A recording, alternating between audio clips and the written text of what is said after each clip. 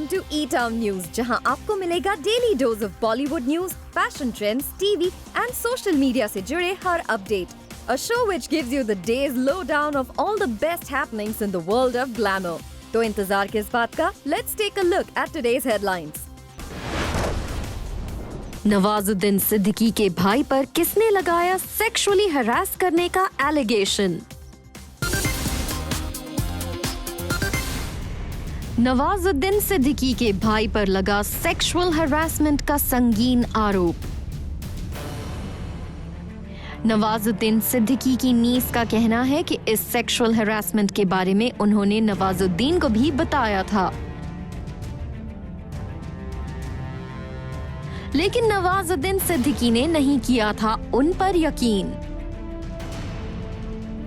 इससे पहले नवाज की फैमिली पर उनकी वाइफ आलिया ने भी लगाए थे मेंटल और फिजिकल टॉर्चर के एलिगेशंस. और अब नवाजुद्दीन सिद्दीकी की नीस के इन आरोपों ने नवाजुद्दीन की फैमिली पर कई सवाल खड़े कर दिए हैं. नवाजुद्दीन सिद्दीकी की नीस ने दिल्ली में अपने फाइल करवाए गए एफआईआर में कहा है कि she was inappropriately touched and subjected to violence by Nawaz's brother when she was a child.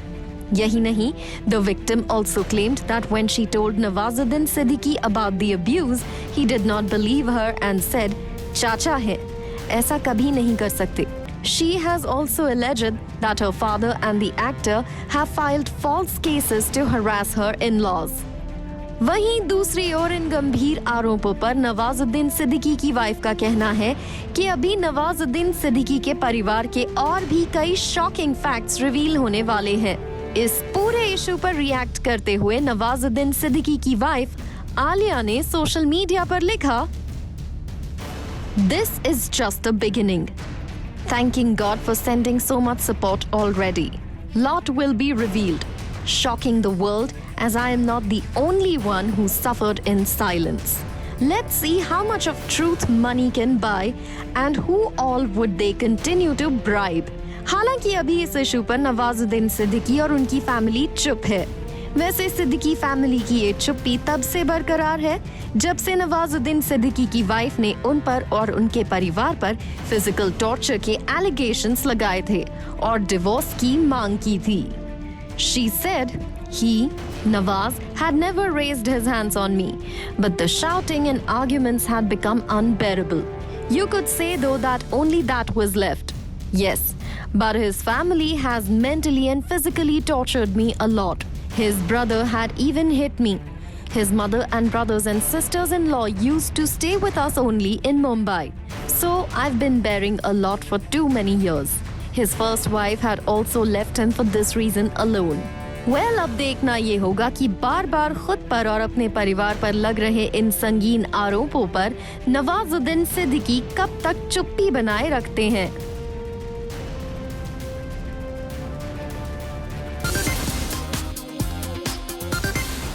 Death threats, acid attack, यहां तक कि गैंग रेप की धमकी.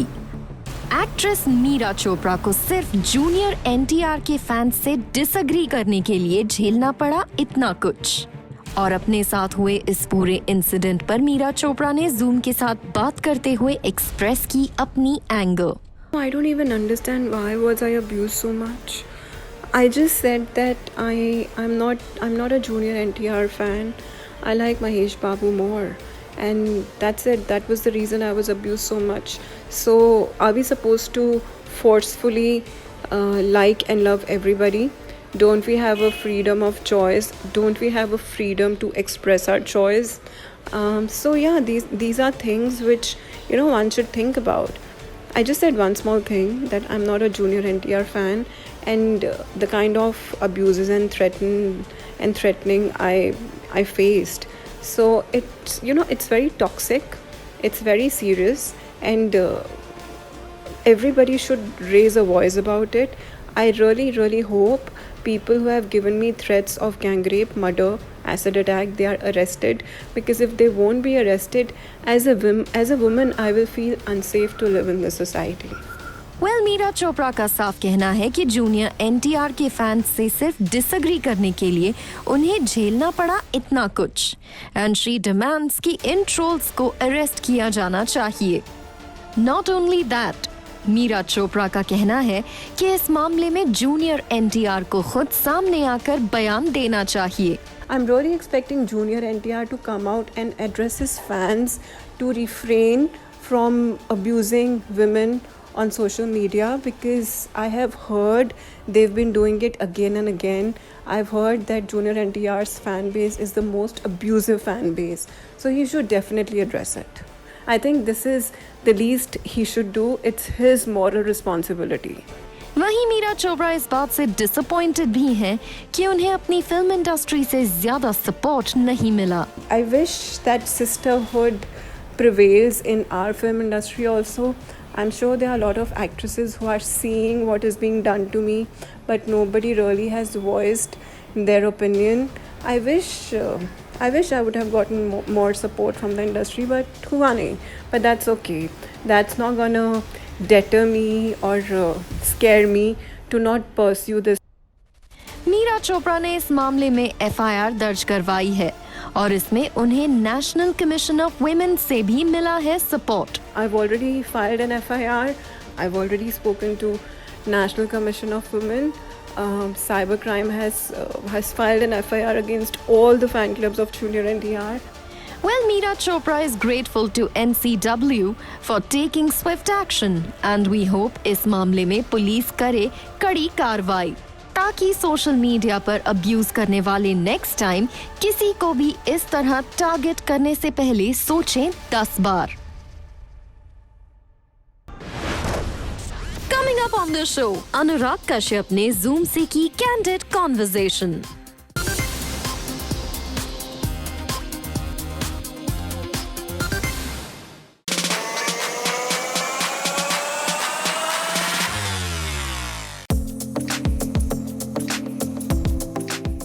Trick. 21. Shoes, sneakers. I think Instagram. Thailand. My mom, Fargo. Right now, in the past 1 minute. Heart. I am bad at manipulating and playing people. Makeup brushes right before the lockdown. Myself. Richard. Yes, with dogs only. I'm very lucky. I have lots of them. But I think Poppy is more valid because she's the only one who keeps her ringer on. First job was a fashion show for YWCA when I was only 12. Bags. Biggest fear is losing all my loved ones. Almost all of them. Kartik, Nusrat, Sunny, Ishita, all of them. Sugar and sugary things because I don't eat refined sugar, so cupcakes.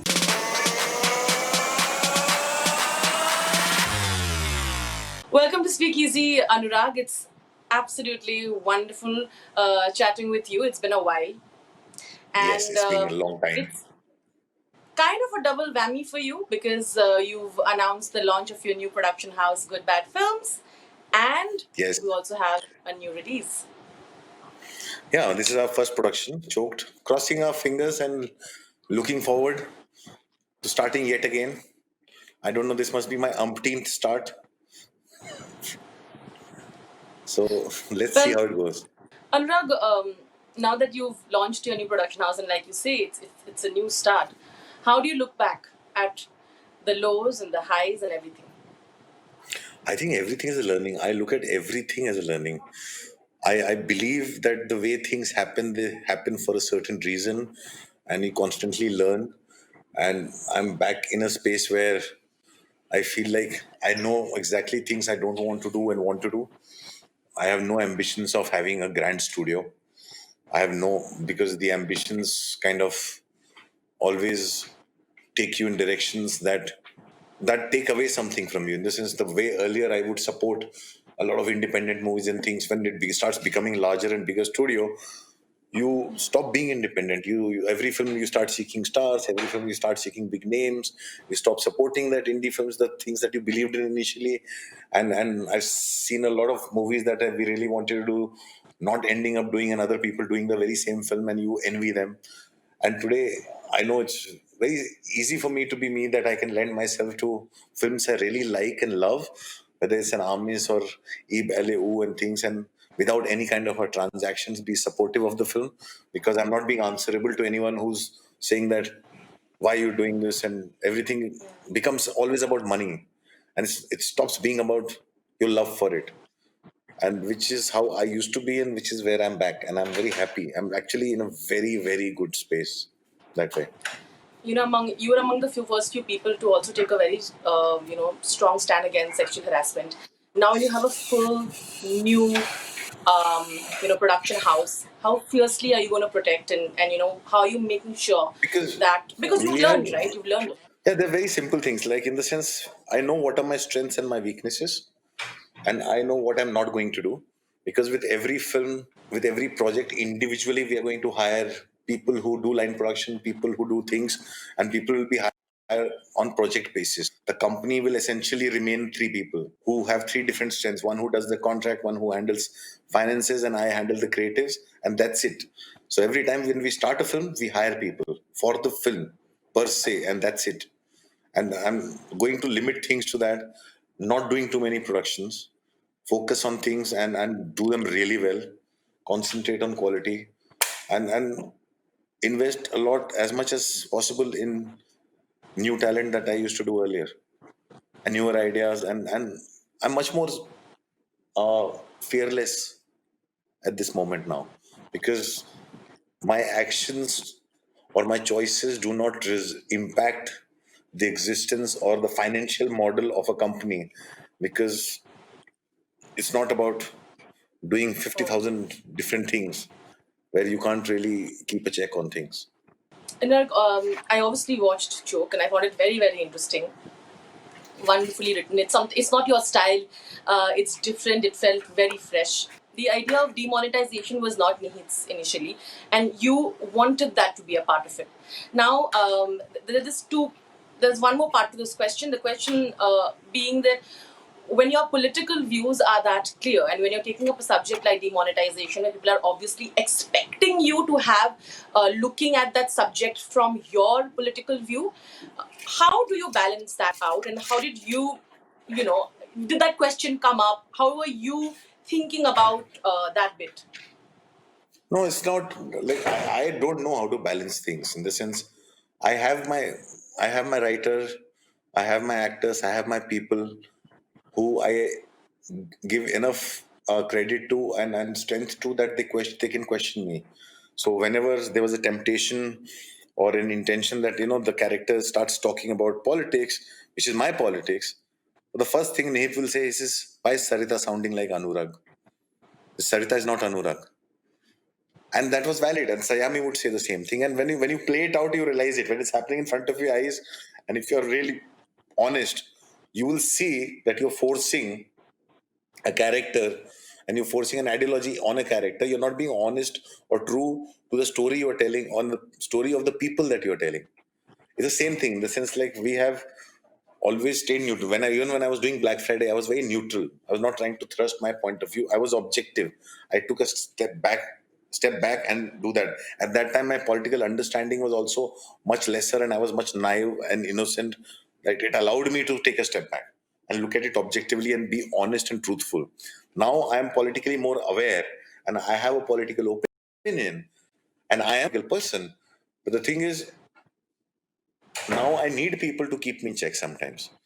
And there are people around me who will keep me in check, because essentially, it never let me forget that this film is about Sarita and Sushant and their marriage, and about her own struggle with her aspirations, with her trauma, with her everything. And this film is not essentially a film about demonetization. Demonetization is a very important spine to it, around which the film is built. She's not idealistic, and she's not your plain Jane character.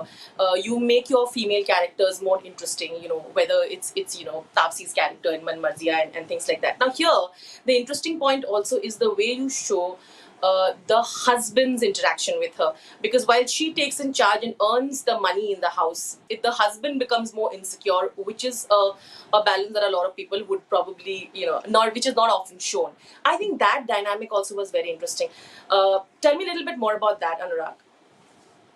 See, one thing is, the very first thing that attracted me to Nate's script was the flawed characters. I like flawed characters. I don't like very.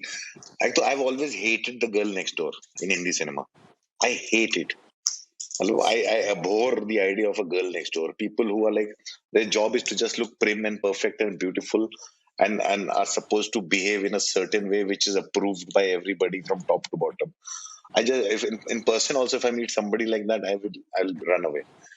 I like flawed people. People have their flaws, and they have their insecurities, and they have their things, and they have their strengths. And the reason I like Sarita so much is Sarita is every woman. Sarita is every woman. She has her own struggle. She's she's a woman who has sacrificed her dream out of an expectation. She thinks she has let down her husband and herself. She's carrying that guilt, that trauma of having choked. That trauma still doesn't leave her. She dreams of it every night. She's insomniac. She is a workaholic. She, when she finds money, she's grateful because she thinks it's a miracle happening openly to her. So she's grateful to God because she believes in that God does those miracles to her.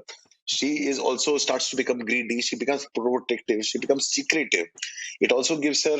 She suddenly finds enough strength to lock the bathroom door. The way she pulls that old lady who's sleeping on the mattress because she feels invasion of privacy.